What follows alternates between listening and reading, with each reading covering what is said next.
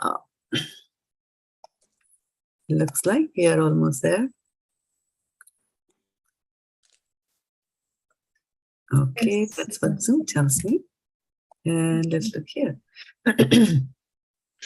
So thank you so much once again, dear devotees, for joining us here on Zoom and on Facebook as well as on YouTube. We'll get started with a short prayer to the spiritual master.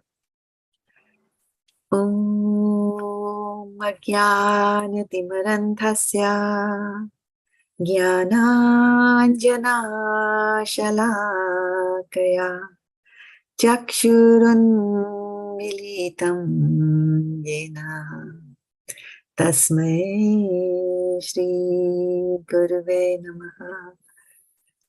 Okay, so what words are we going to do today? 5.12. 12, and I have to give like 5,000 points to Sutapa, otherwise she'll complain. 12. I give her less. 5.12, Mataji. 5.12. Yeah. Thank you, Mataji. All righty. So let's go and bring up 5.12 here for us, and we'll take it from there. Okay. So Yeah, I have the mark here. we have the mark here. Very good. Good. So let's go and start sharing my screen, and if you can confirm that you're able to see it. Can you? Yes, Mataji. Yes, Mataji. Okay. Yes. Yuktaḥ karma-phalam tyaktvā śāntim āpnoti naiṣṭhikīm ayuktaḥ kāma-kāreṇa phale sakto nibadhyate. So let's see, what does that mean? Yuktaḥ. Yukta means to connect, right? And the best connection is when you get connected to the Lord in devotional service. So yuktaḥ, one who is engaged in devotional service.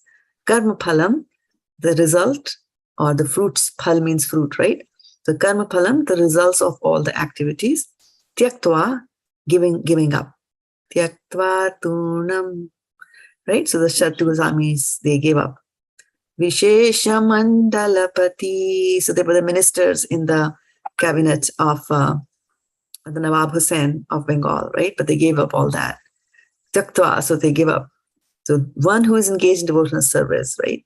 And who gives up, right? The karma-phalam, the results, is not attached to the results. Śāntim, perfect peace. Āpnoti, achieves. Naiṣṭhikīm is unflinching. Ayuktaḥ, one who is not in Kṛṣṇa consciousness. So yukt means to connect, and ayuktaḥ is the opposite of that, right? Yuktaḥ, ayuktaḥ. One who is not in Kṛṣṇa consciousness. Kāma-kāreṇa. So he pulled up the previous one, the ayuktaḥ was tyaktvā karma-phalam. So he gives up the results, but then the one who is not, ayuktaḥ, one who is not in Kṛṣṇa consciousness, what does he do? Kāma-kāreṇa, for the results of the work. He works to enjoy the results of the work. Phale, in the result. Saktaḥ, attached. Nibadhyate, becomes entangled. Translation by Srila Prabhupada. Srila Prabhupada ki jai.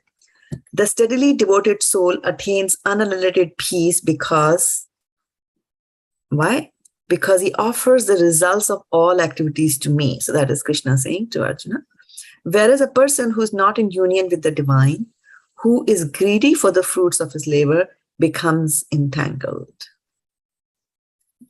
Purport by Srila Prabhupada.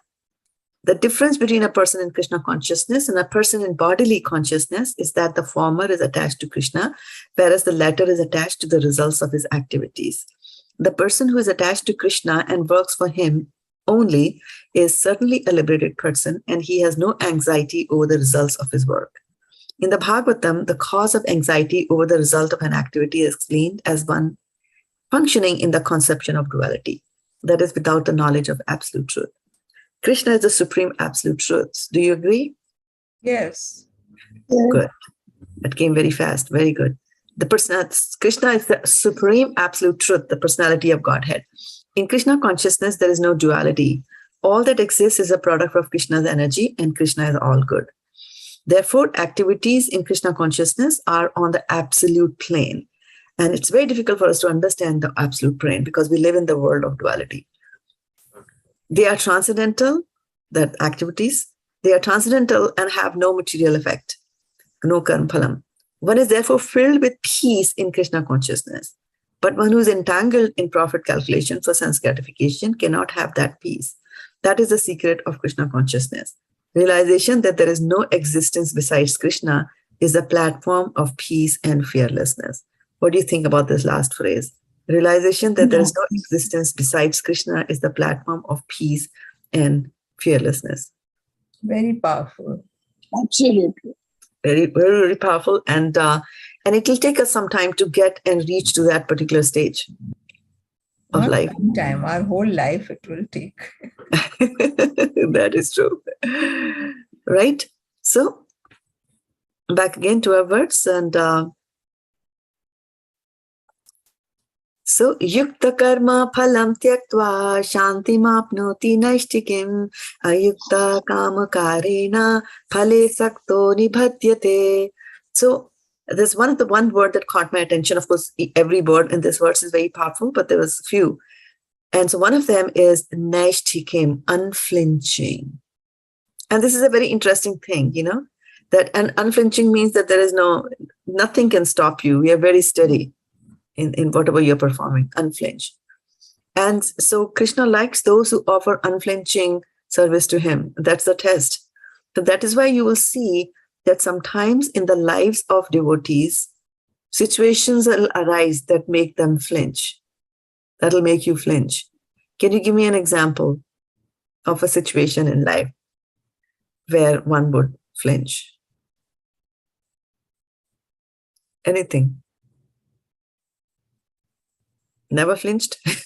No, of course we have played. Of course we flinch. Oh, okay.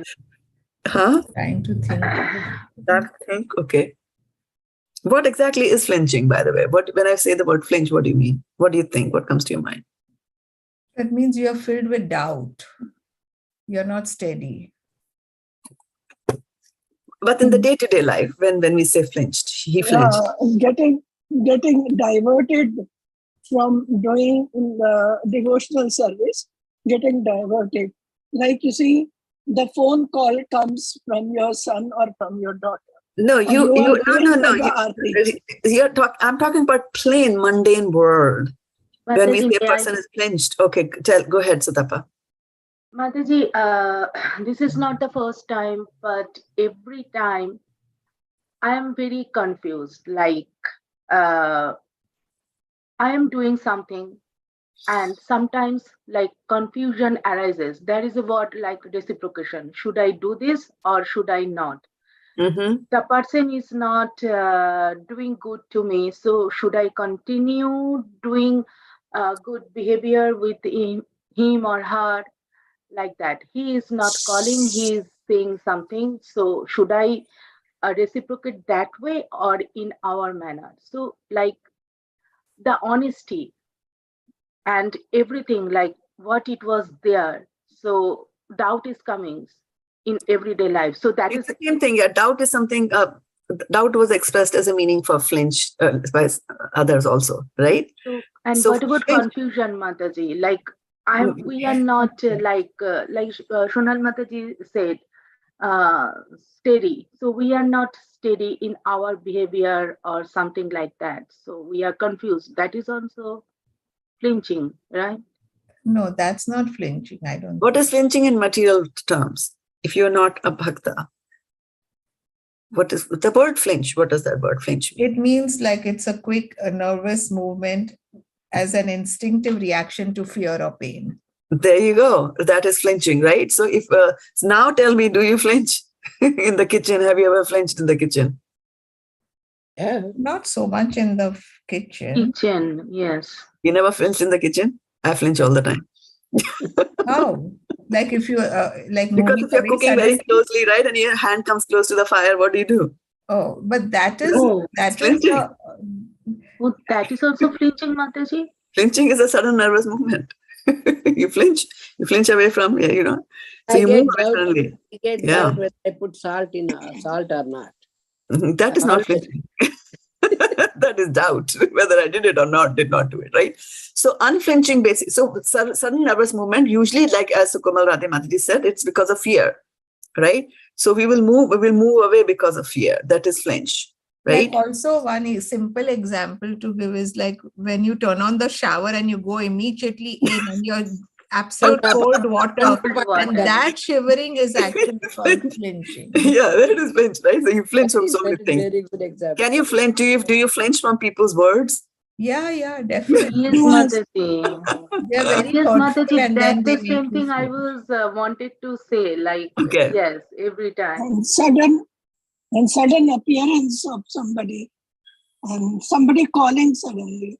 That also is Yes, people's word is if- happening if with 10 me all people the are time. I'm like- nowadays nervous to talk to people other than the devotee. Mataji, if 10 people are coming for lunch suddenly. Then you should jump with joy because that's an opportunity to Yeah. feed Oh, prasadam. 10 minutes I have to cook. I have to cook for them. Khichdi prasadam, best. Okay. Yeah. So unflinching. So unflinching basically means that some situation has arisen in our lives and we are not doing this gesture. We continue to go there, right? So in devotional service also, so in naiṣṭhikīm, we use the word, right? Ayuktaḥ in the end. Let me bring up today's verse again. And go back and look at it. Where did my What verse is go? that real word for unflinching? You said, Mataji? It's there in the verse, Mataji. Huh? It's there in today's verse, the word. Naiṣṭhikīm. Naiṣṭhikīm. Yeah. Unflinching. We'll do it always. Right? We'll do it always. So when we are doing it always, that is something that is called naiṣṭhā. And so in our devotional service also, we are looking for naiṣṭhā. Okay. So let's go back and let me bring up, we were talking about the 9 elements or 9 stages of devotional service. Last week, we talked about that. Does anybody remember what was those 9 stages of devotional service? I can start it off. Shraddha. Shraddha, Sadhu Sangha, Tata Bhajana Kriya, Very nice. Anartha Nivritti, Iti, Nishtha, steadiness, Mhm. Ruchi, Right. Premo, Asakti, lasting. Asakti, I think, and then Mhm. then Very Prema. nice. Prema. Very nice. Very nice. Last one Okay. is Prem.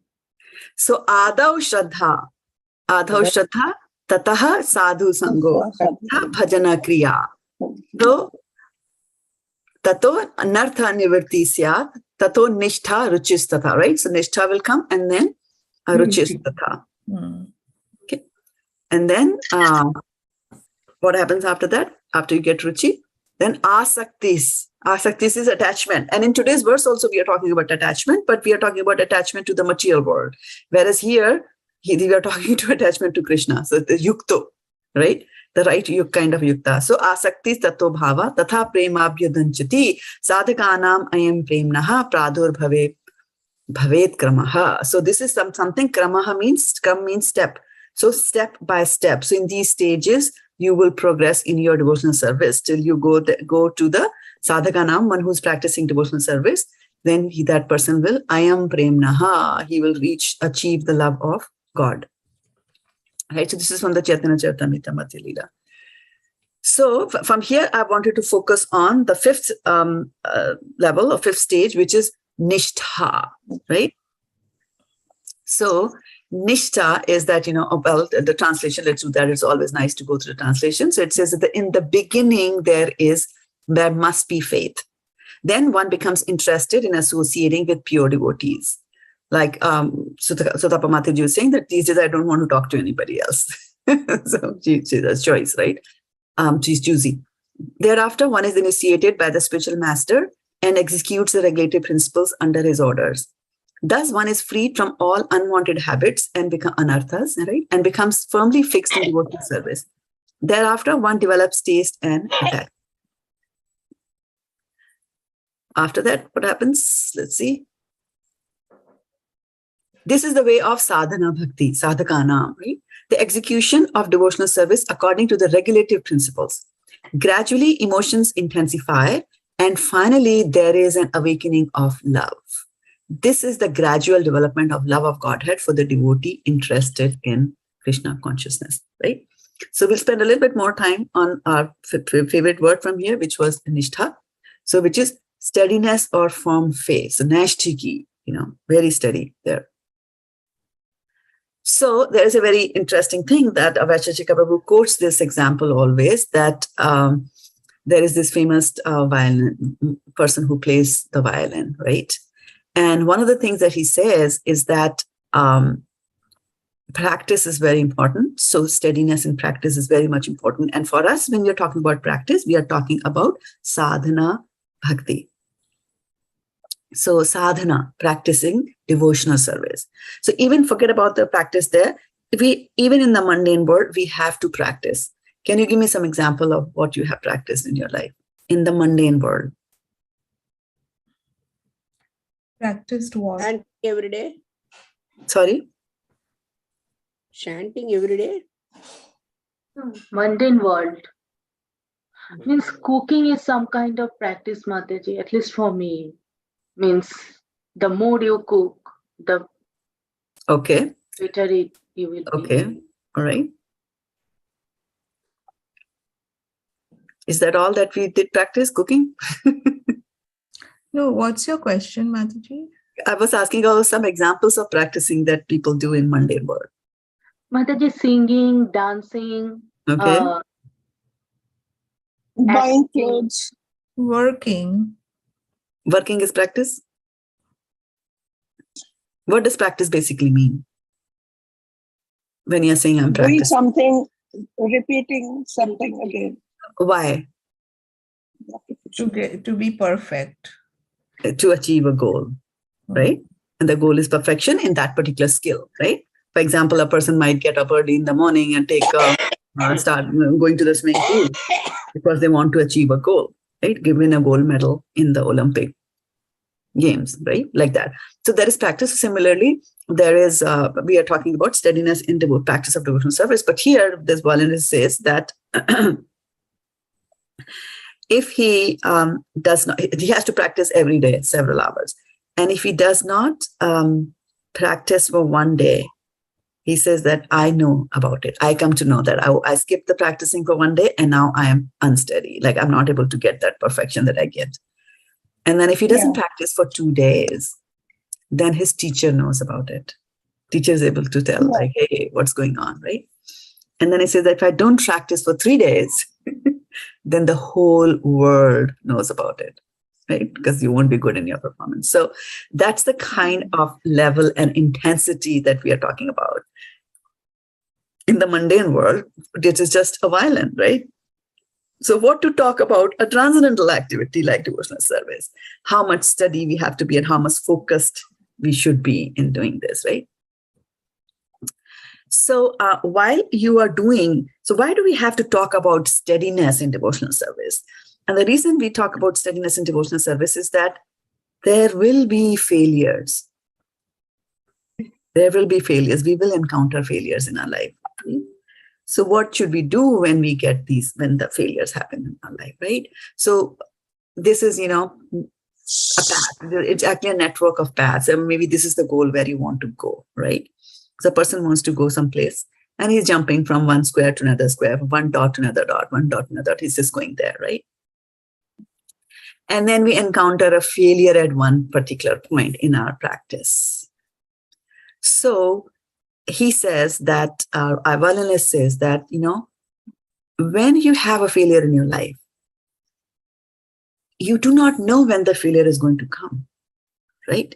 So you had a choice. We were supposed to reach this. Maybe this was our goal on the extreme right top corner. This was a goal. We were standing over here. There were so many ways in which we could have reached that goal. Gone this way. We could have gone here, come here, come here, come here, come here, come here, like that.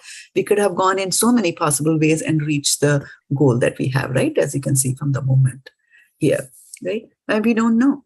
So we go by advice, by intuition, whatever. a personal judgment, and then we take a particular path and then we fail. When I was standing here and I had choices, I could go here, I could go here, I could go here, I could also go there, right? I did not know that I'm going to get a failure if I go in this particular way. So I took it, and I get a failure and I'm disappointed, right? So the thing about failure is that whenever there's a failure in our life, we have to think of these failures as a point where, because we failed, we had to try again, right? So it fortifies you and strengthens you more towards your achieving the goal, right? So for failure, and you cannot see this while it is happening to you, right? Failures are very disappointing. We can't see them. We can't foresee them either. Because if I could foresee that I'm going to get a failure in this way, then I wouldn't have walked down that path. I would have taken the left. I would have taken a right? I would have taken a diagonal. I would have done something, but avoided this particular failure piece, right? But if that happens in our life, but when you look back, after you reach the goal and you're very happy, and then you look back at your life here, and you then start thinking about this failure, you'll always realize that this particular failure actually came for my own good. This strengthened me. Because of this, I went back, practiced a little harder, or changed my path or habits, whatever I did. But so always, we should look back at the failure as a stepping stone that we're going to have for success. Because sometimes what people think is that I fell down, I'm not successful, I could not get up in the morning early for 2 days in a row. Oh, this is all bad. Devotional service is not for me. No. Right? Whenever there's a failure, strengthen your resolve, your naiṣṭhikīm, your determination. So let each failure become a stepping stone for your success, so that you're even more and more and more determined in it, right? Naiṣṭhikīm, right? And Srila Prabhupada, in his regulative principles that he has taught us, right? The do's and don'ts of devotional service, there's a lot of naiṣṭhikīm there, right? And as this screenshot shows to you that there is the 16 rounds of japa that you have to do every day. It takes 2 hours of your time, right? Or more. More. Right? So it takes something like to that tune. Now, where is the time like that for people to do it, right? I mean, if you look back 10 years, 15 years, 20 years ago, when you were not in Kṛṣṇa consciousness, maybe, or some of you were, if anybody told us that you'll have to spend 2 hours every day to do devotional service and to just sit down and chant, you would have laughed and you would have said that it is impossible, right? But now we are all doing it. We do it. There's time within that 24 hours itself, right? So it all depends on making the time, making the space for a particular activity, and we should be very focused on the goal. And what is the goal of human life? The goal of human life is not to buy the next model of Tesla or, get into the next best job. All those are fine. They are part of the life, but the main goal is to attain the love of God, right? And that is what we were talking about, the 9 stages of devotional service, prema pumarto mahan, right? The highest goal for the human being is to attain love of Godhead, true love of Godhead, right? How the gopis had that love for him, right? So when you sit down and you start chanting, when you sit down to chant, then there is the mind that is there with us. And the mind is going to tell us that, hey, didn't we chant 16 rounds yesterday? So let's do 14 today. Why? Because I have this and this and this and this and this to think about, right? And when such a thing happens to us in our devotional service, we have to put our foot down. We have to be strict. We have to be very focused. We have to think about it. We have to deliberate and be very focused on our goal so that nothing comes in our way, right? And we know the famous story about Arjuna, the archer, right? When his teacher after he's taught his students for some time, Dronacharya brings all of them and takes them outside to a tree. And on the tree, there is a pigeon. And he says that, okay, Yudhishthira, come here and take an aim. And I want you to shoot the eye of the pigeon. So Yudhishthira dutifully picks up the bow and arrow. He goes there. And then Dronacharya says, wait a minute. First answer my question. So what do you see? So he says, I see the tree. I see the bird on it. I see the mountains behind it. I see my brothers. I see you, Gurudev. I see all this. So he says, okay, shoot. He misses, right? And then Duryodhan comes, same story. Bhim, same story. Nakul, Sahadev, all of them, same story. All the students, same story. Then he says, okay, calls his favorite student, Arjuna. Arjuna, tell me now, you're supposed to take aim and shoot the eye of the bird. Says, Arjuna, what do you see? He says, I only see the eye of the bird. So that is called focus. That is called focus. Razor sharp focus. This is what we need, right? And so what does it mean by focusing on the chanting?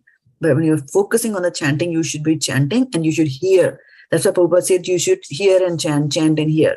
And the reason for that is that this human body, now nowadays it is so much fashionable to say that I'm multitasking, right? Isn't it? Life has become so difficult and so fast-paced that we have to do multitasking. Ask me, I'm at work, handling different people. And so you're in one meeting, but others are pinging you on text and you're writing to them. And then suddenly in this meeting, somebody asks you a question and you are like, oh, sorry, I was diverted, right? So we might be thinking that we are doing multitasking, but the human mind cannot multitask, which basically means that at a given point of time, either you can do this or you can do that. You cannot do both of them together. It might appear over a bigger span of time that you're doing both of the things together.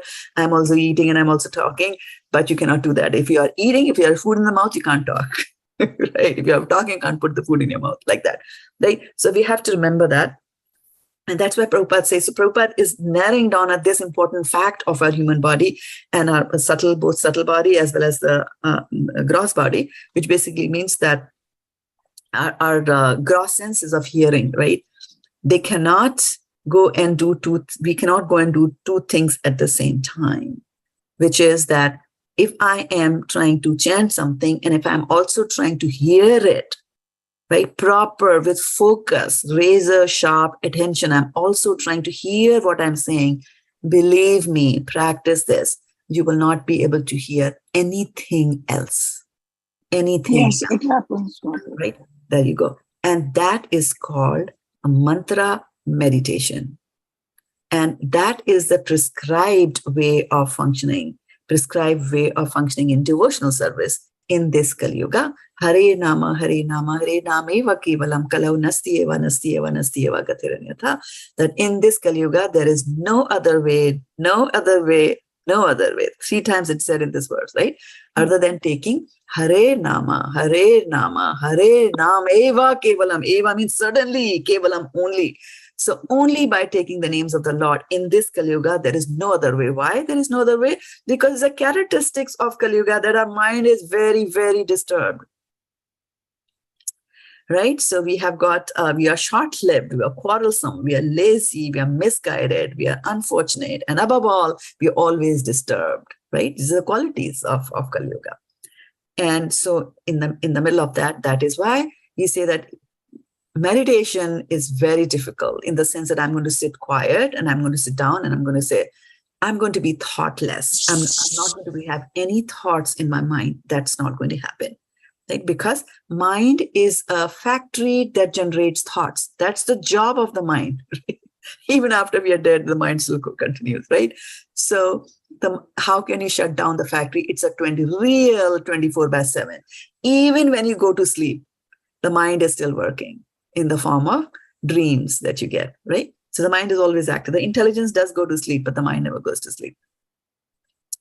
Okay, so it is a non-stop that activity that is going on. Non-stop disturbances are going to come in our devotional practice. So when you sit down and chant, first thing is you should hear what you're chanting. So let us all say it together. Hare Krishna, Hare Krishna, Krishna Krishna, Hare Hare, Hare Rama, Hare Rama, Rama Rama, Hare Hare. Right?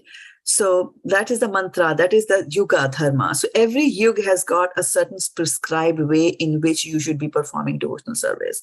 In Satyuga, where all the souls are pure and the atmosphere also is very pure, meditation is recommended because disturbances are less. And souls are at such high consciousness that things don't disturb them. Right? And then comes the next yuga, which is Treta. Right? In Treta, people are supposed to do yajnas. Like the Ashmeg Yagya, this Yagya, that Yagya we do. And then in the next yuga, which is Dwapar, people do worship in the temple. You go to temple, that's why you'll find a lot of temples that you see in India are built during that period. And then after that comes Kali Yuga, where everything is a whole lot messed up. And then the only thing that you can do is to chant the holy names of the Lord. Like that. So when you sit down to do devotional service to the Lord by way of chanting the Hare Krishna Mahamantra, then your mind is going to tell you that, look here, didn't we do 16 yesterday? And so let's do 14 today. Why? Because this, and this are all the things that you're supposed to do. So we have to be very watchful of this little prankster called mind, because it's going to carry away ourselves. Manorathena sthita dhavato bahihi. You are trying to go inside. You're trying to focus your attention inside into the super soul who is in your heart, and you're chanting Hare Krishna, pleading to the Krishna, give me your mercy, give me your love, give me your mercy, so that I can focus and I develop love for you, Krishna, because we all know that we don't love Krishna as much as we think and as much as we ought to. So we should be, doing that prayers in that with focus, but the mind is there to divert it here, there, and everywhere, right? So when there is naiṣṭhikīm, then, naiṣṭhikīm basically is that how you are going to overcome the impediments that are there in the way. And what are the impediments on the way? Impediments can come in many, many ways. For example, what impediment came in the way of Vishwamitra? The sound of the ankle. Just the sound of the ankle bells of Menka. That was the impediment. Now, and then he opens his eyes, and what does he see? The most beautiful Apsara, right? And so this is what material world is. It is beautiful. And as you can see from this picture, it's a beautiful flower that you see here, right? Beautiful, nice red flower, right? But actually, this is not a flower. It's a tip of a leaf. And this flower, I think if Vidyavathu is watching, she will recognize that, because botanists do. It's called the Venus flytrap. It's a carnivorous plant. It eats animals and not elephants, not elements of that sign. But the way this is structured, you see it is so nice and bright and beautiful, red in color. And so insects will get attracted to that, and the insect will come and they will come and sit here. Now you see on the surface of this flower or this trap, there are these filaments. You see these hair-like things. These are antennae that they capture the information. And so when one insect will come, then it knows that it has to trap that insect. But it doesn't do that for every insect, because the plant is supposed to eat, right? And it has to arrange for its own food. So what the mechanism, this is how Maya has provided this plant so nicely, is that as one insect will come and sit here, these filaments will understand that, okay, this much is there. Then say after 20 seconds of that, then this trap will start to close. It will close on the insect. And then as many insects are there, right? And it won't, so there is a combination of time and weight also. If there is a, 1 gram insect or half a gram, 2 gram, as much as it wants to eat, then it will close. So this particular plant that looks so beautiful actually becomes a death for the insect. And the same thing is with us also in the material world. So you see, now as it starts to close, now this Venus flytrap is starting to close, and you see all the beautiful red is gone, and now you can see these teeth like structures, and it is closed. So the insect is going to be trapped inside it. And then if you take a step back and if you go higher, then you see the real picture of this material world, that this is full of Venus traps. You see this insect? Over here, this is going to close. As you can see, it's already closing like that. So can you give me some Venus flytraps in our life?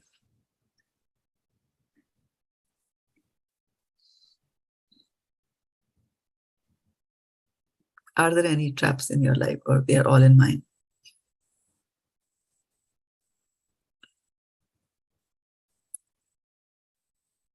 There are so many of them, Mataji, traps. So name a few. Just be liberal. Give me a few.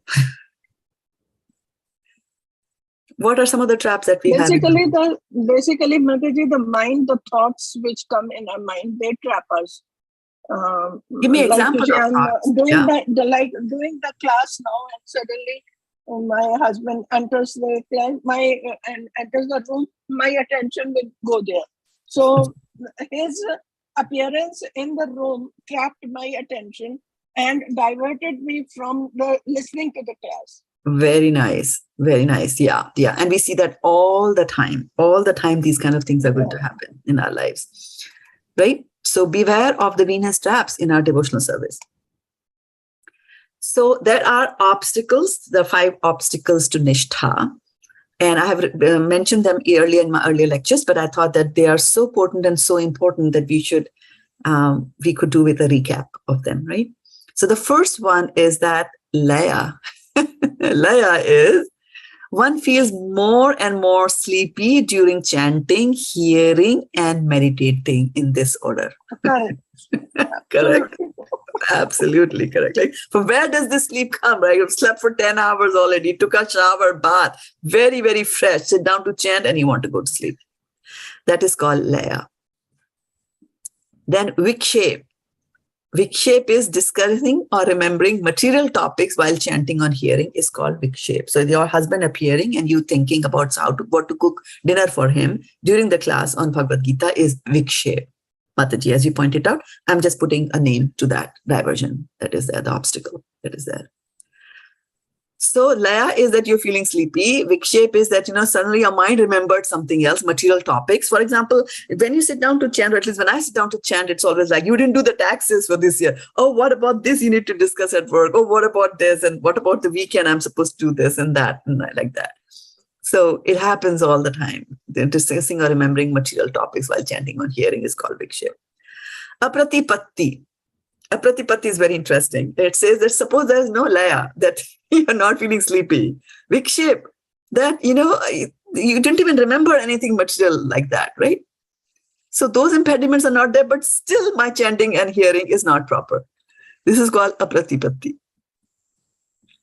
And then the next one is kashaya. Kashaya is that when we show signs of anger, greed, etc., when we are hearing and chanting. So anger and greed are not good thought processes, right? So doing that while we are engaged in a devotional service. Lust, anger, greed are things that will take us to hell, right? So thinking about those when you are hearing and chanting is kashaya. Mataji, can you say the apratipatti again, please? Yeah, apratipatti is that suppose you don't have those other external things that are happening, in the sense that, you're feeling sleepy, or some mind is planting some thoughts in your head, right? While you're trying to do devotional service. So despite of not having those two impediments in life, still, it is not proper. Our devotional service is not proper. It's not that you're sleepy. It's not that somebody woke you up at 2 a.m. and said, okay, now go do devotional service, that you haven't slept properly. It's not that, right? There's no sleepiness. I'm well slept, right?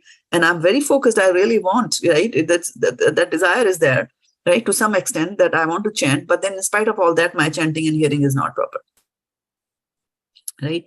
And so the question here is, then why does apratipatti happen to us? What is it?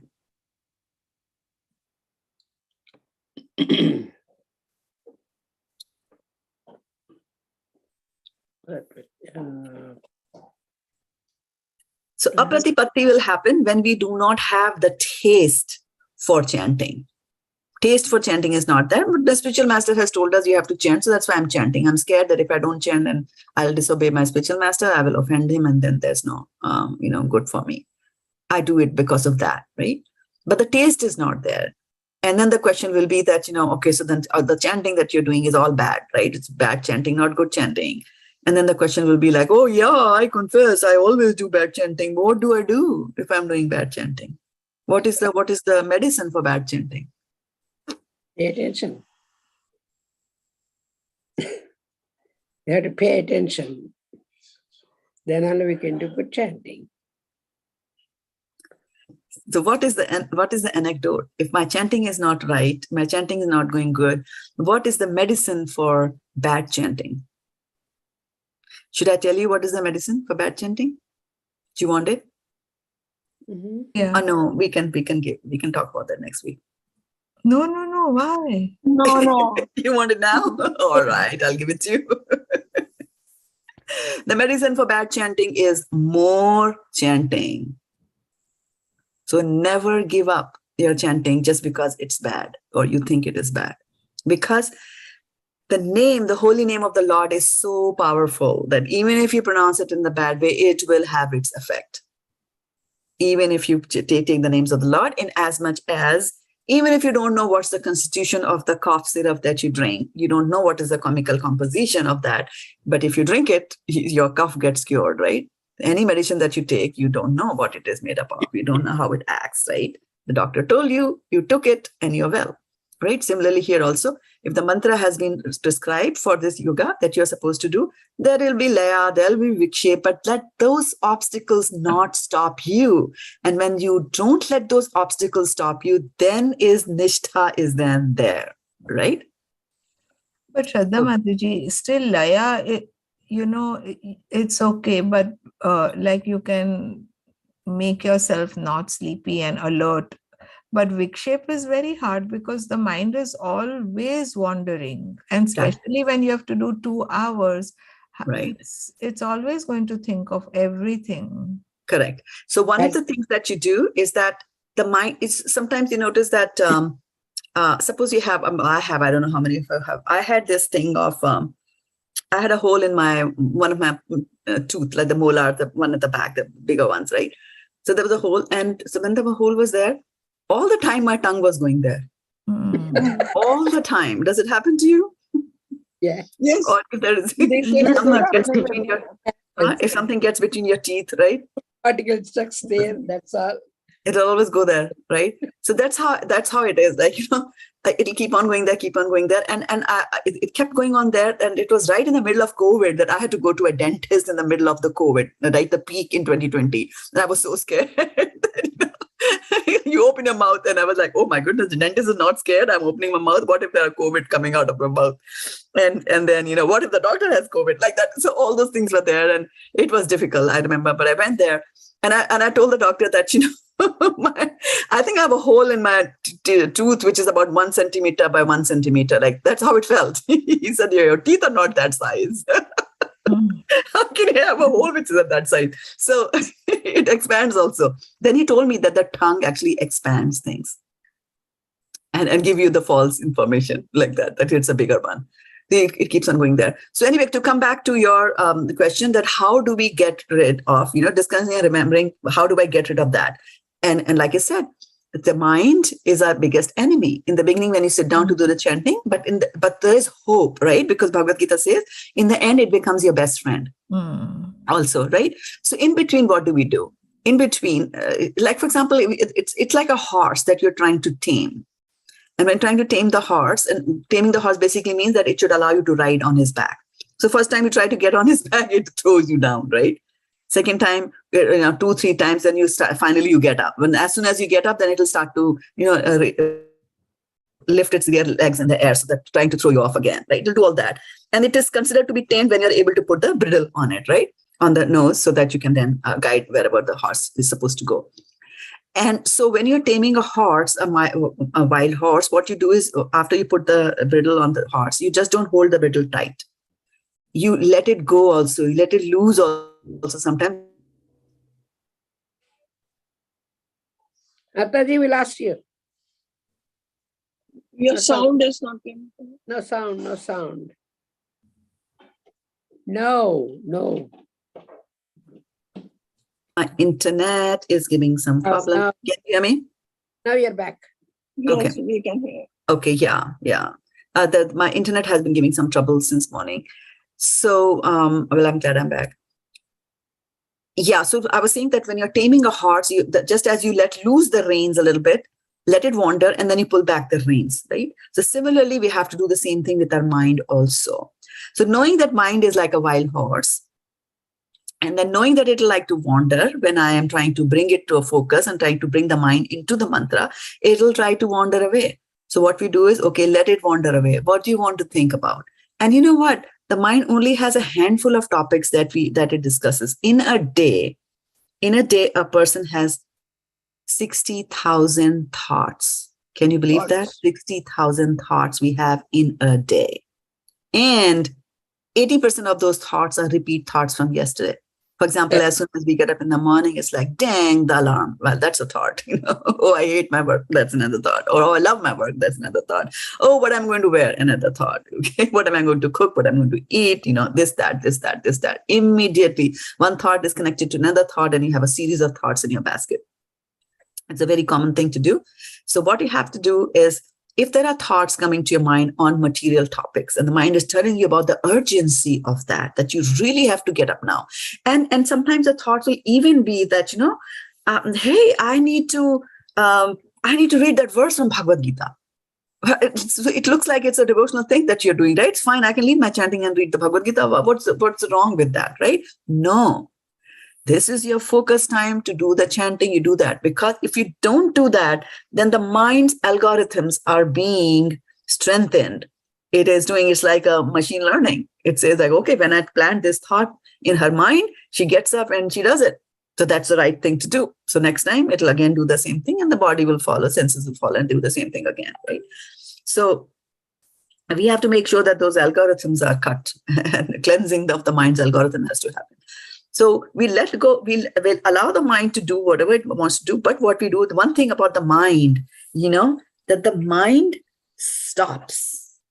The mind stops when things get manifested. The mind stops when things get manifested. And what I mean by that is that if there's a thought that is coming into your mind again and again,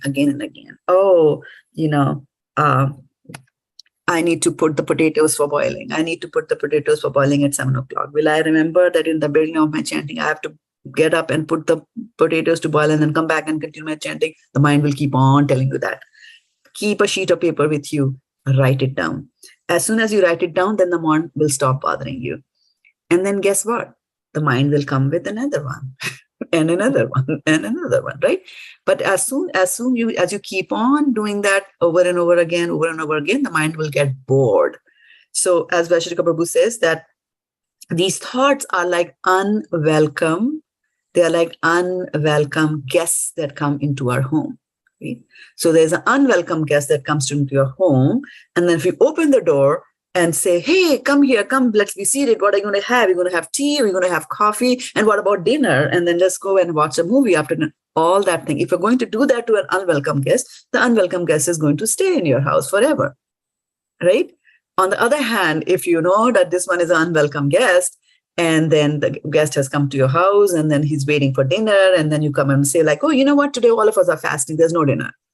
Or you cook dinner and say there's no salt. We are eating without salt and there's no salt in the home. What will the guest do? They will go away after some time, right? Or a guest comes and sits in the home. Nobody talks to the guest. What will the guest do, right? So similarly to all these unwelcome thoughts that come to your mind, you have to treat them like unwelcome guests. So you say, all right, Mr. Mind, I know that this is such an important thing that the whole world is going to stop if I don't put my potatoes to boil. Let's write it down. And I'm going to do that. Now stop bothering me. As Bhaktisiddhanta Saraswati Thakur says, that in the morning, you should take your shoe and you should beat your mind 500 times. And in the evening, you should do the same thing again. Because that's how bad the mind is in the beginning, right? But slow, steady improvement, slow, steady. Steady means naiṣṭhikīm. Again and again, which basically means that every day when I sit down to chant, I will carry a notebook with me and I'll carry a pencil with me. Maybe the night before, I'll put the notebook and the pencil there. And so that when the thoughts come to disturb me, I will write them down. And you will notice over a period of time that they will go away. And slowly, this thing happens slowly, and like anartha nivritti, right? You start chanting Hare Krishna Mahamantra, all the anarthas don't go away, right? And that's why you are in the temple and you'll say, oh, why does that Mataji behave like that? Well, everybody's fighting their anarthas, right? And everybody's on their own pace of operation. They will take time. They are all on the same road. So they have purchased the right ticket. You all want to go to Bombay? Yeah, you will reach Bombay. But everybody has got their own vehicle. They're traveling with their own speed and own space like that, right? But it's going to happen. So similarly here also, if you get into this practice and have this habit, then apratipatti also will go away, right? Like that. Also try to be with people who don't have apratipatti. Try to be with people who are very focused in their chanting. Try to go and meet them and say that, can you chant with them for once? They will, when you sit with them, their vibrations are going to affect you, and then you will get that kind of focus. Because transcendental things, the rules are very different, right? If you're in a mundane world, and if somebody has memorized all the algorithms of physics and chemistry, if you just go and sit next to them, you're not going to get them, right? That's not how the material world works. But spiritual world, yes, you catch the vibrations, you get affected by the vibrations there, like that. Does that help, Sukumala Mataji? Yes. Okay, that's good. So get your notebook and pencil. Then Kashaya is then when we show signs of anger, greed, etc. And then the next one is Rasaswad. Rasaswad. Rasa aswad. You don't have a taste. So there is taste in devotional activities. Where is the taste? The taste is in material subjects. You're thinking about Bollywood. You're thinking about Hollywood. You're thinking about the next party. You're thinking about this and that, right? So when all these obstacles are lacking, we are said to have obtained stability and naiṣṭhikīm, and then nothing can deviate you. And as we see, in the next slide here, we bring up. Who is this little boy? Prahlad. Prahlad Maharaj, right? And you see all these snakes. His father had thrown him into a snake pit. And what is he doing? He's still praying. Chanting. No. He's still praying, right?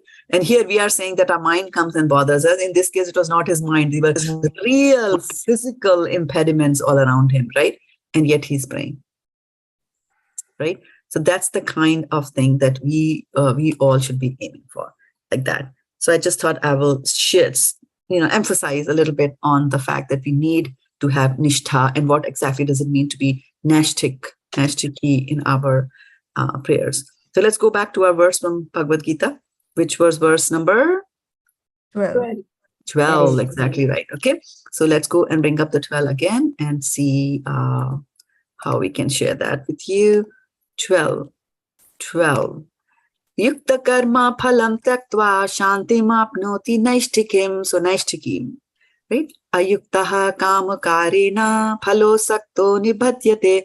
So he's saying that, when a person is engaged in devotional service to the Lord and he's not focusing on the results of all activities, that's one. And the other is he is engaged in kāma-kāreṇa. He's doing something for the satisfaction of his senses.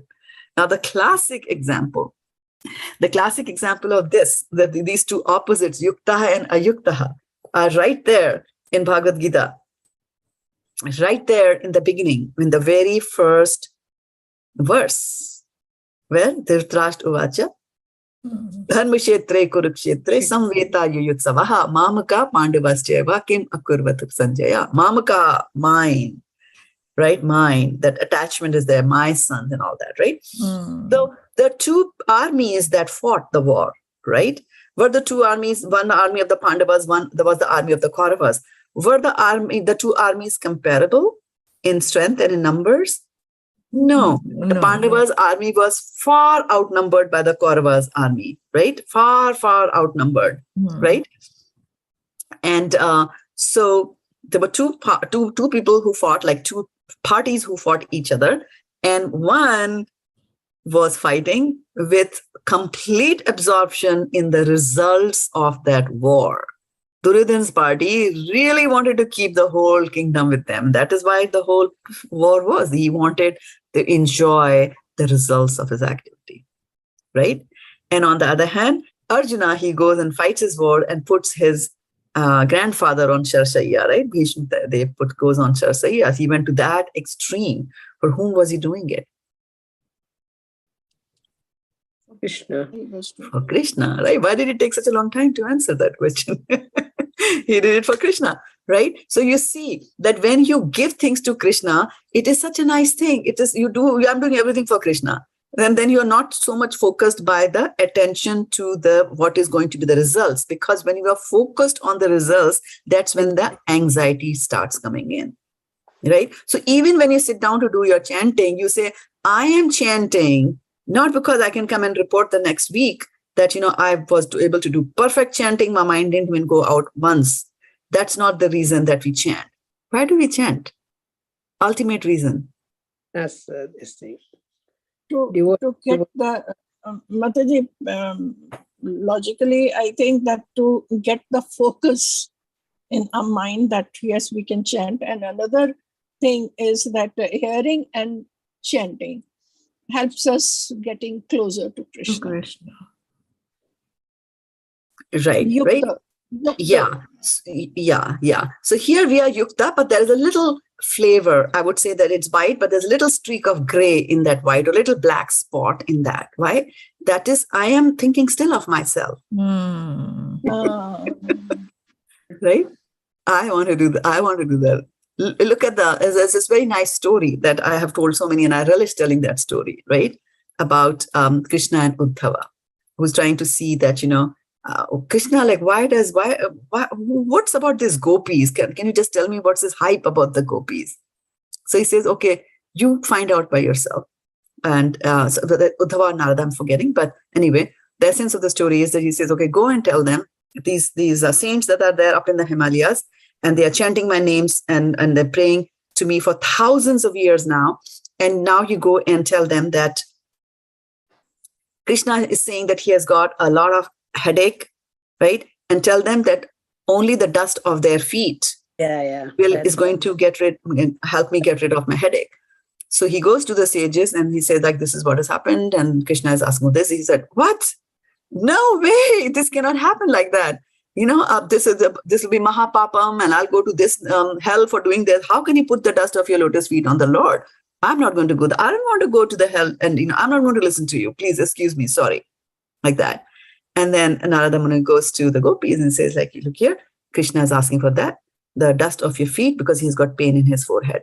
So the gopi says, here, take it. They didn't even think twice about what that is going to happen to them. What is going to happen to me for putting dust on the forehead of my Lord? Because they are focused. They do everything for Kṛṣṇa. And that's why they are gopis. They are the highest devotees of the Lord is gopi bhav. They had the gopi bhav. We are far away from gopi bhav, but that's fine. You should not feel bad that I'm not a gopi. This is sadhana bhakti. We are practicing, and at some point in time, we will definitely reach that stage. Why? Because to go to Bombay, we have already purchased the ticket to go to Bombay, like that there, right? So, so there were two people, right, in the world. So there was Arjuna, and then there was Duryodhana, and you see there's difference. So when you go and you give everything, and you're doing everything for Kṛṣṇa, and you say, Kṛṣṇa, you please take care of me, then you don't have to worry. You are surrendered to Kṛṣṇa, or dependent on Kṛṣṇa. Right? As you read the Srimad Bhagavatam, sometimes you might just see that people are the gwalas, the gopas, for everything they just run to Kṛṣṇa. Everything they just run to Kṛṣṇa. And a person with a mundane mentality might just be like, what's wrong with you guys, right? You run for a 5-year-old boy and look for advice from him. They're not seeing him as a 5-year-old boy, right? They are seeing the Lord in that. So because they are so dependent. So simple, just as our children, right? When our children are small, and I can tell you, vouch for that myself, right? I was not a child. I was in high school. And I had no idea from where the food came on the table. My job was to study my physics, my chemistry, my mathematics, that's all. From who bought the food, who chopped it, who cooked it, and then who's going to wash the dishes was not my concern. I just had to eat it, right? Completely dependent on the parents and elder sister to chop, right? They're not. So similarly, so no anxiety at all. I had no anxieties. The food was coming. It was coming like that. So Kṛṣṇa is going to provide for us. You just have to give it to Kṛṣṇa. Allow him to handle our lives. Allow him to handle our lives. That's what I was just wanted to tell Mataji. When I chant, I have a Kṛṣṇa deity in the front. And my mind goes here and there. I say, no, Kṛṣṇa, please take care of me. Very good. Yes. Him only. I ask him only because I chant outside and I do everything. But it goes somewhere, mind goes. Yes. I tell him, I'm depending on you. Just do take care of me. Yes. And right after telling Kṛṣṇa that I'm depending on you, and then we start feeling, the mind will say, yeah, how good I am. I always go to Kṛṣṇa. It's such a complicated animal, I have to tell you this, right? And then the fall down comes. Yeah, so it will take, that's why they say that, Manorathena sthita dhavato bahihi. You sit on the chariot of the mind. A chariot goes very fast, right? And you are here. Today you are here, and then within seconds you are there, somewhere else. In time or in geography. Yeah. Mind can travel both in time and in space. It does both kind of travels and takes you along on a joyride like that. Right? So ayuktaḥ kāma-kāreṇa śāntim āpnoti naiṣṭhikīm. So you will get shanti, you will get peace of mind if you don't take things in your own hands. Let those who know how to handle, let them handle it. If we put our nose in everything and try to control, it's just going to do. Sorry, help me. I'm tired of this. I'm just bringing it back and it's going back. What can I do? You just help me. Right. Well, I sit in front of deity, that's all. The picture, and then only I chant. Right. So here in this verse, they were saying that you should put your attention on Kṛṣṇa. You should put your attention on Kṛṣṇa, and then and put your focus on Kṛṣṇa, and you surrender to Kṛṣṇa and let him do whatever you want to do. Then you will not get the effects of your activities, right? Because we live in a world of duality. There's good and bad, hot and cold, right? Black and white, like that, red, yellow, like that. So the dualities are there. And so when you do something, either it'll be good or it'll be bad. Either you'll have a good effect of that or a bad effect of doing that, right? Duryodhan, he was doing the thing for himself. So there was a bad effect in the end. He died, right? Like that. But Arjuna, he was not doing it for himself. The same activity, both of them were killing on the battlefield. But you see, the end results were different because end result here is there. So the important thing is that we need to focus our attention on our mind on Kṛṣṇa. And we are unable to do that. We are unable to do that because of the fear that we have, fear of failure. What if I don't do this? What's going to happen if I don't do that income tax thing right now? The income tax people are going to come and raid my home, like that, right? So that fear is there. And the fear comes from the material conception of life. Okay, so there's a very nice verse in Bhagavatam that, again, Vaisheshika Prabhu uses that a lot. It's one of his favorite verses from the 11th canto of Srimad Bhagavatam, 2nd chapter, and it's verse number 7. And let me bring this up here. And please confirm that you're able to see it.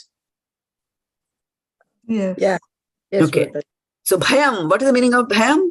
Fear. Fear, right?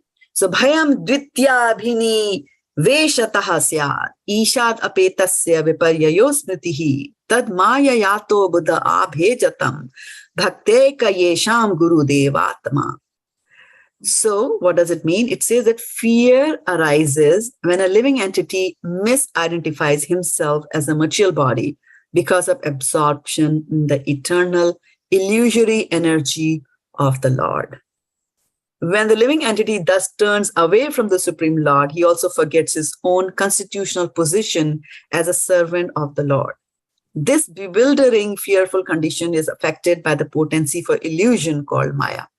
Therefore, an intelligent person should engage unflinchingly in the unalloyed devotional service of the Lord under the guidance of a bona fide spiritual master whom he should accept as his worshipful deity and as his very life and soul. So here in the purport by Srila Prabhupada ki jai, he brings out a very nice point, right? That here we are saying that, the verse is saying that the living entity or the soul thinks that he's the body, right? And now for the body, immediately comes the duality. The body will feel hot and cold, birth and death, right? Like that. So because of that, he will forget. When he goes into the bodily concept life, he'll forget that he's the soul. And the soul is a servant of the Lord. He'll forget that relationship also. And because of forgetting that I'm a soul, I'm indestructible, nobody can cut me to pieces, nobody can dry me, nobody can, wet me, and so on and so forth. Like that, forgetting all that, then I start thinking of like, oh yeah, the lion is coming, it's going to bite me, or dog is coming, it's going to bite me. If I lose my money, I'm going to starve to death and things like that. I'm going to die, right? Soul never dies. And I am the soul, right? So all these kind of things are happening. So he's saying that this fear is happening. And the verse is saying that an intelligent person should engage in the devotional service of the Lord, right? So then in the purport, Prabhupada is saying that anybody who wants to argue might come and say, and then Srila Sridhar Swami, who is one of our acharyas from my lineage, he says that people might raise the objection to this statement in the verse that since fear is caused by ignorance, right? Ignorance that I am this body, that's the ignorance, right? I do not have the knowledge that I am the soul. So it can be dispelled by knowledge. and there is no need to worship the Supreme Lord. The living entity falsely identifies with his material body, family, society, and so on. And he simply has to give up this false identification. Then what will Maya be able to do? And so in this regard, here Swami quotes the verse from the Bhagavad-gita itself, from the 7th chapter. Devi esha gunamayi mama maya duratyaya mam eva ye prapadyante mayam etam tarantite. It says that this divine energy of mine, consisting of the three modes of material nature, rajas, tamas, and satyam, right, is difficult to overcome, but those who have surrendered unto me can easily cross beyond it. Just as if you surrender to your parents, right, then they take care of you.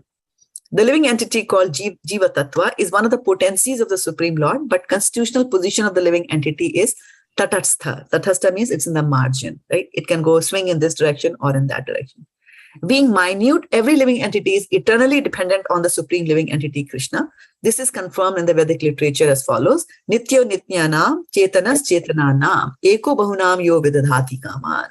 Among the eternally conscious being, there is one supreme eternal living being who is supplying the needs of all the innumerable others. So who is that one supreme eternal living being who is supplying the needs of others?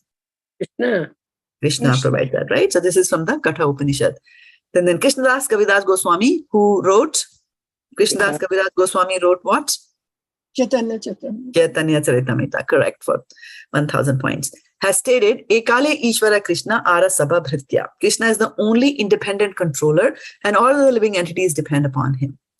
Just as the finger is part and parcel of the body and therefore must always be engaged in bodily service, we are parts and parcels of Kṛṣṇa. Maime vancho jiva loke, jiva bhuta sanatana. We know that from 15th chapter of Bhagavad-gita.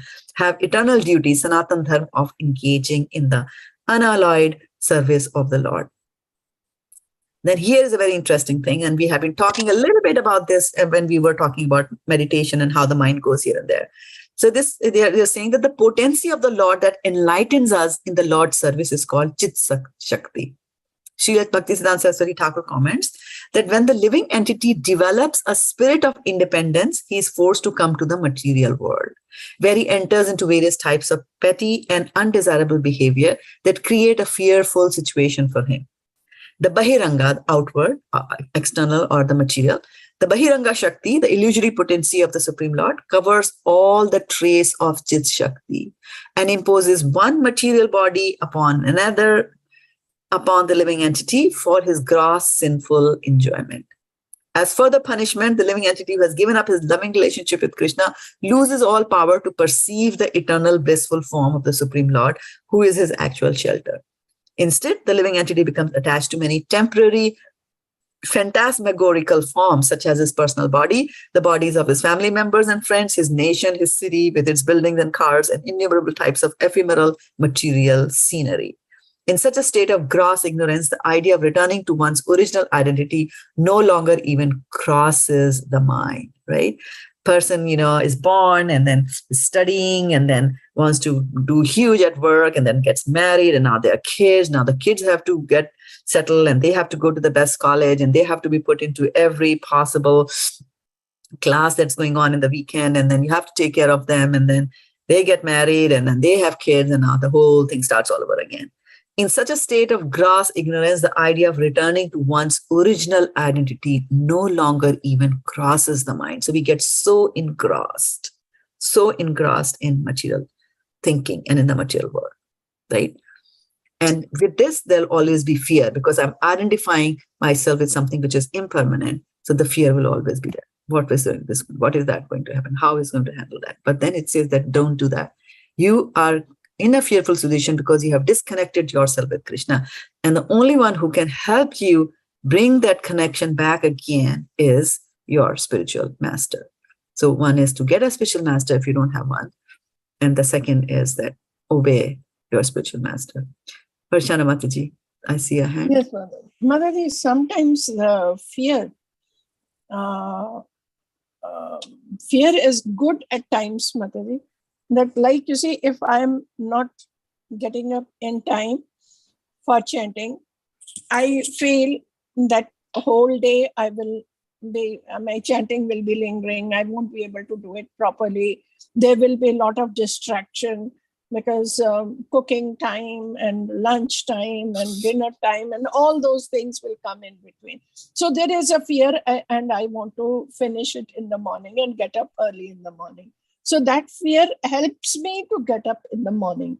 So, and many a times, you see, to be disciplined in life also, that fear tells me, if you don't do it properly, there will be, if you don't do it in time, you will not be able to, there will be discussion in the house. There will be argument. Why get into that argument? Why get into that unpeaceful atmosphere? Why create that? So that fear actually disciplines and teaches. So my question to you here is that if I were to ask you the question that classify your fear, is your fear a material fear or is your fear a transcendental fear? What are you afraid of? Mataji, it is transcendental as well as material, in the sense that when I have to be attentive for my cooking and ready with the lunch and the dinner and everything, that fear is material fear.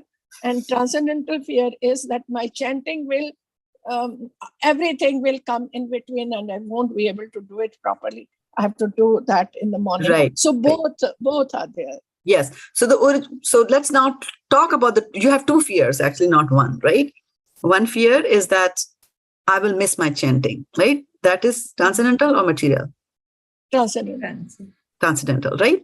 So we are not talking about transcendental fear. People do not get transcendental fear because they are not connected to the Lord. They get transcendental fear because they are connected to the Lord, right? You are connected to Kṛṣṇa. You want to chant for Kṛṣṇa. And now your fear is that because of this material energy that's coming at me, I might not get the time to pursue my transcendental services. That is transcendental anxiety. And to have transcendental anxiety is a very good thing, right? So that's one anxiety. Okay. Then the second anxiety that you have is that if I don't cook dinner, what's going to happen if you don't cook dinner? There will be chaos, you see. That is the material. That's a material fear, right? So there are two ways of handling it. One can become a gopi. The gopis used to leave everything and go away after Kṛṣṇa. They can do that, but we are not gopis, right? We are not gopis. So another thing is that accept that. And that is why we need to go through all this education to understand our position, right? We are grihasthas. There is dharma. So we have got different kinds of dharmas. Dharma means something you have to do, right? So there are different levels of dharma that you have to do. For example, the fact that you are in a human body, it is your dharma to go to the bathroom. It is your dharma. Some dharma you cannot even avoid. If you have to go to the bathroom, you cannot say that I'm not going to go to the bathroom, right? So that's one at the lowest level. Then there's other dharma. That is, I should take a shower. I have to keep my body clean. That's also a duty that you have to do, right? So then, as a mother, you have a dharma. As a wife, you have a dharma. So there are dharmas which are there. And the highest dharma is to do devotional service to the Lord, right? But because we are in this particular situation, for example, we have got God brothers who are in jail, right? So they are doing devotional service in the jail. But because they are in jail, they also have to do some menial work, right? So they will do the menial work because we are in a jail. So as long as we understand that we are in a jail, and the jail is this body, right? This material engagement that I have, I'm in this jail.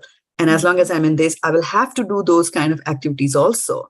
So rather than pushing too hard on that, take it as your duty. Take it as your duty, organize yourself and say, okay, these are the things that I have to do. And again, even if you are, end goal is what matters. Even if you're organizing yourself in order to be able to cook lunch for your family or breakfast for your family on time, the reason we are doing all that is so that you have a peace of mind. And why do you want a peaceful mind? Is because you can chant peacefully. So you see, even that anxiety in the long run becomes a transcendental anxiety. So you have to see the purpose behind it. And organized is one of the 5 laws, right? You have to be organized. But as we grow old, sometimes you just don't get sleep.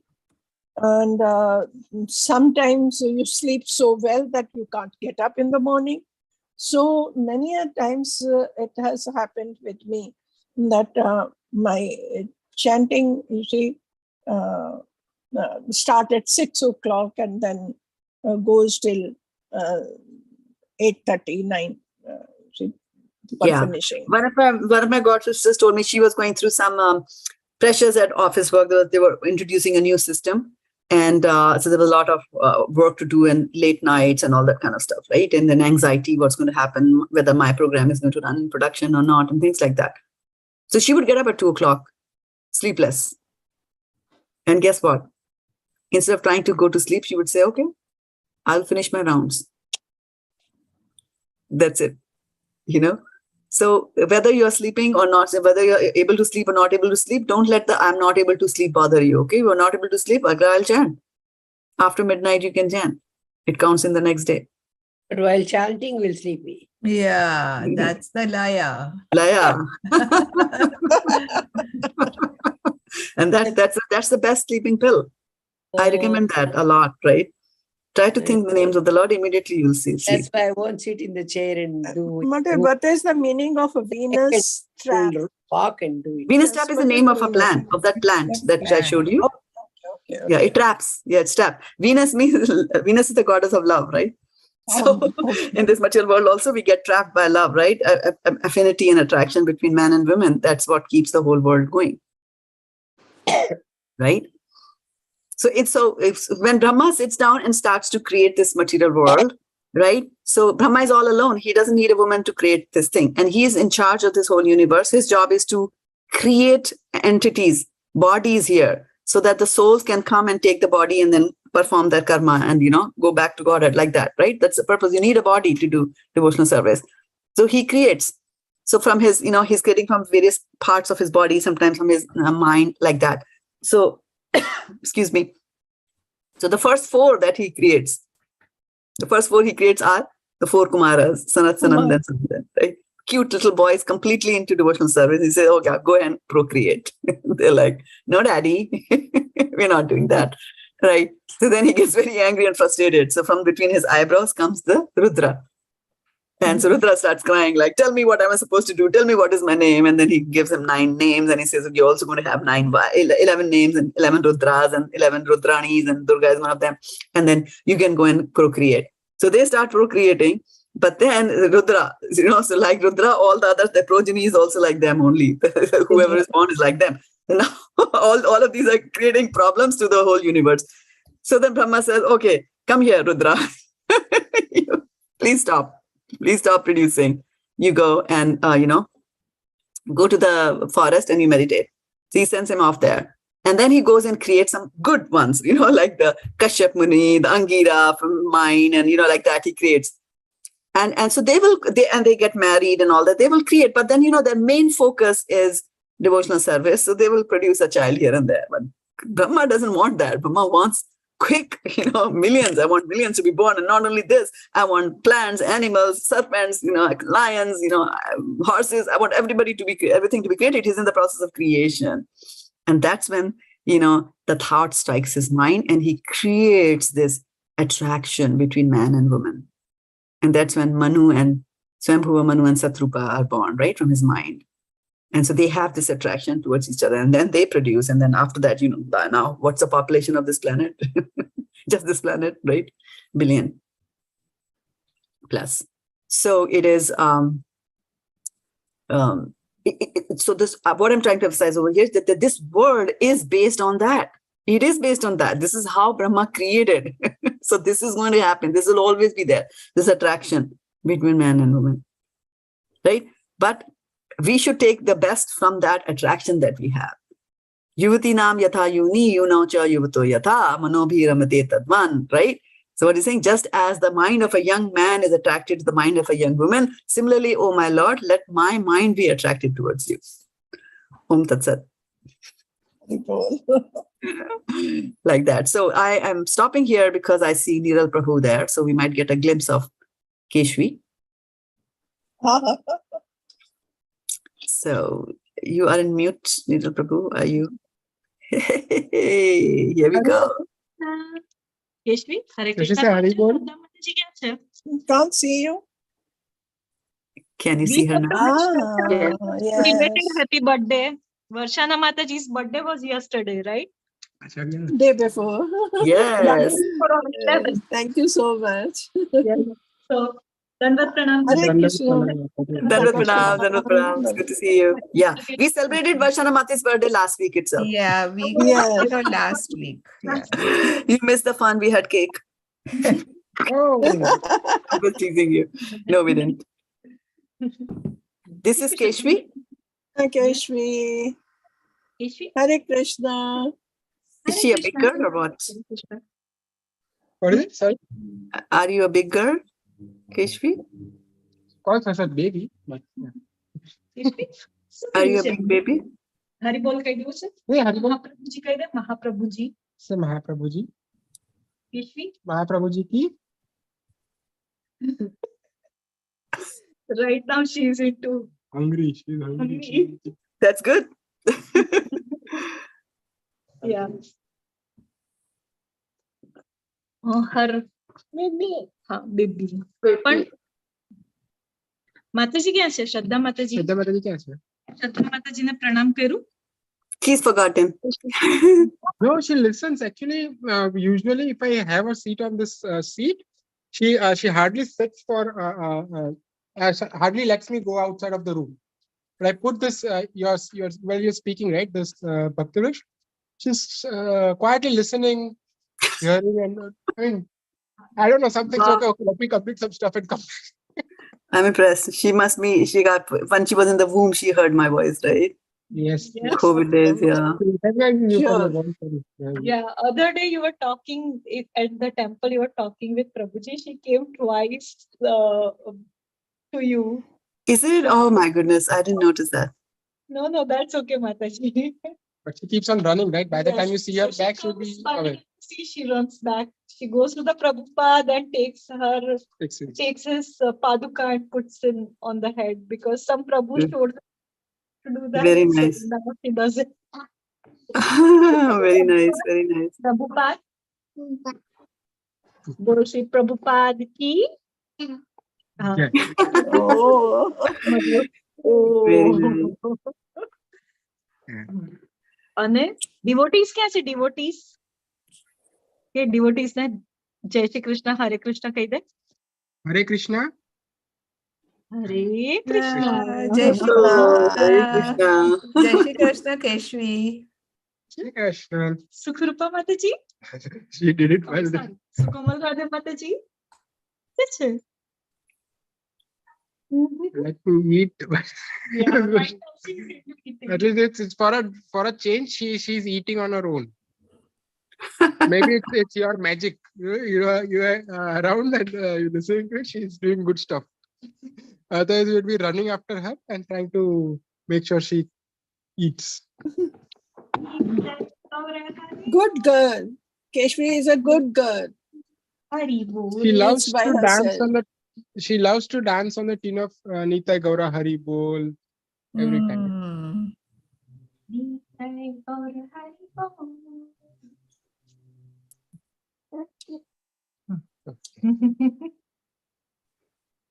Shri Krishna Mataji, please give me blessings so that I can serve you all very well Oh, and so do what sweet. Krishna wants me to do and have transcendental anxiety. Keshvi, Vidyavadhu Mataji is saying Hare Krishna to you from Facebook. Hare Krishna કહી દે. વિદ્યાવધુ માતાજી ને Hare Krishna. Hare Krishna kaida. Hari bol. Keshvi. Kashi Hari Bol. Keshvi Hari bol. I The like more you it. tell her, the more she Both won't the do hands. it. Because she's Yeah, I so know. busy And then eating. once we finish this call, after that she'll repeat after we are all She'll gone. repeat everything. She'll say this all Yeah. those things and dance along. Keshvi. A for A for Arjun. Arjun કોણ છે? કેવી રીતે વગાડે? શંખ કેવી રીતે વગાડે? Hmm. કર શંખ વગાડ, સરખો વગાડ. અને D for Damodar. ના વખતે B for બલરામ બોલી. D for Damodar. P for Prabhuji. Chaitanya Mahaprabhu, she calls Prabhu. પ્રભુજી. કેવી વૈશિષ્કા પ્રભુ કેવી રીતે ભજન કરાવે?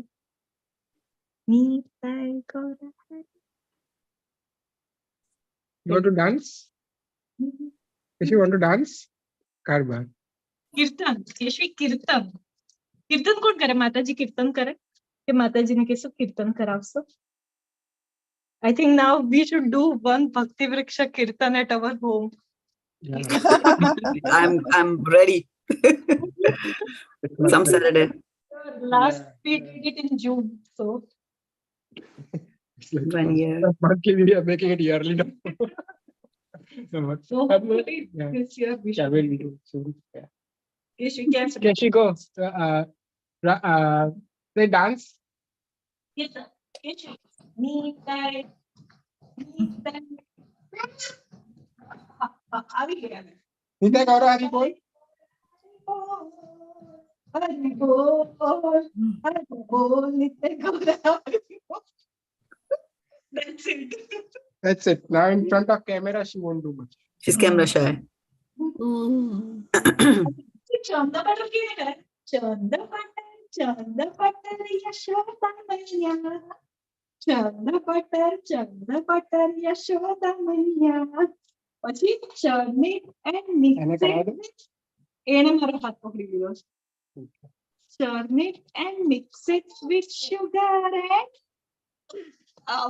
okay I think time check. We don't want to take hog everyone's time, Mataji. No, but this is good. Yeah.